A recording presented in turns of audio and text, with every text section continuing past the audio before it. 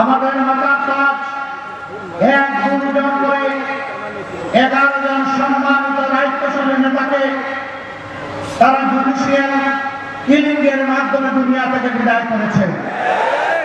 5 জনকে অন্যায় বলে ফাঁসি দিয়েছে। আল্লামা দেলোয়ার হোসেন সাইদি সহ 6 জনকে জেলের ভিতরে মৃত্যুর দিকে ঠেলে দিয়েছে।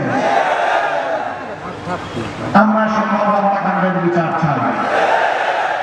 শুধু এই কয়টা হত্যাকাণ্ডের নয়, ক্ষমতা আসার পর ঢাকার জেলখানায় 57 জন প্রতিশ্রুতিশীল চৌকস দেশপ্রেমিক সেনা অফিসারকে হত্যা করার মধ্য দিয়ে তারা হত্যার মিশন শুরু করেছিল। এখন যে কোনো ব্র্যান্ডের পুরাতন এসি বদলে নতুন ওয়ালটন এসিতে উপভোগ করুন 25% ছাড়। আর এই মিশনে পরিসমাপ্তি না টেনে বাংলাদেশকে পিছনে ফেলে বাংলাদেশকে ত্যাগ করে গেল বছরের 5ই আগস্ট তারা দেশ ছেড়ে পালিয়ে দিয়েছে। ভাইরা, কেন এই অবস্থা কেন হয়েছিল? কারণ তারা জানে নিরীহ মানুষগুলোকে ঠান্ডা মাথায় তারা ভুল করেছে। আমরা প্রত্যেকটা হত্যাকাণ্ডের বিচার চাই। শেষ পর্যন্ত জুলাই আন্দোলনে যাদেরকে নির্মমভাবে হত্যা করা হয়েছে, আমরা সেই হত্যাকাণ্ডের দৃশ্যমান বিচার দেখতে চাই। ওই বিচার আর প্রয়োজনীয় সংস্কারের আগে এবং ইলেকশন বাংলাদেশের জনগণ দেখতে চায়। আগে দুটো হবে, তারপরে ইলেকশন হবে। আমরা ইলেকশন চাই, তার আগে এই দুটো চাই। এই দুটো দিতেই এ দুটো ছাড়া বাংলাদেশের জনগণ ইলেকশন মেনে নেবেন না।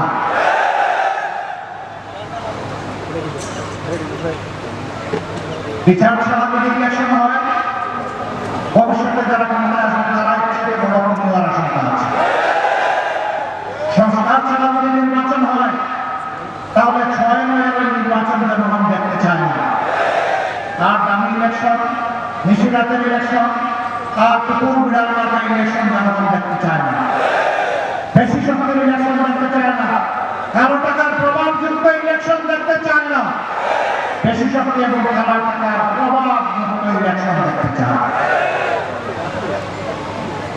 এই জন্য আমরা পরিষ্কার করেছি ইলেকশনের পদ্ধতি গ্রহণ করতে হবে। জনগণের প্রত্যেকটা ভোটের মূল্যায়নের জন্য আনুপাতিক হারে নির্বাচনে যেতে হবে। সেই নির্বাচনে জনগণের প্রত্যেকটা ভোটের মূল্যায়ন হবে। যোগ্য লোকেরা সংসদে যাবে, বেশিওয়ালা এবং ভালো শক্তির মালিকেরা আস্তে করে আউট হয়ে যাবে। একটা মেধাভিত্তিক যোগ্যতা সম্পন্ন একটা পার্লামেন্ট হবে। সেই পার্লামেন্ট বাংলাদেশে ইনশাআল্লাহ আগামীতে মুক্তির পথ দেখাবে। প্রিয় বাংলাদেশে কোনো মাইনরিটি শব্দ শুনতে চাই না। এদেশে যারাই জন্মগ্রহণ করবে, যারাই এদেশের নাগরিক, তারা হবে এদেশের মর্যাদাবান নাগরিক। আমাদের দেশে মা, বোন, মেয়ে সমাজে তাদের মর্যাদা প্রতিষ্ঠিত ভাবে কোরআনের ভিত্তিতে আমাদের যে বাংলাদেশ হবে, সেখানে মায়েরা, বোনেরা, মেয়েরা তাদের পূর্ণ মর্যাদা পাবে। আমরা তাদেরকে সম্মানের আসনে বসাবো।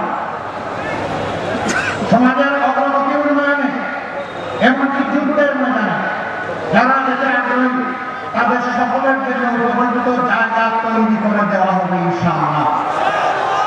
এইভাবে সব যুবক মিলে বাংলাদেশ হবে ইনশাআল্লাহ। যৌবনযুক্ত বাংলাদেশ হবে। যুবকরা তোমরা তৈরি হোক। অন্যায় সত্য দৌড়ে হয় নাই। বেশিরভাগেরা বিদায় নিয়েছে, কিন্তু বেশিরভাগ হয়ে গেছে। এই বেশিরভাগের উপর আমরা বজ্র মুষ্টি আঘাত দেব ইনশাআল্লাহ।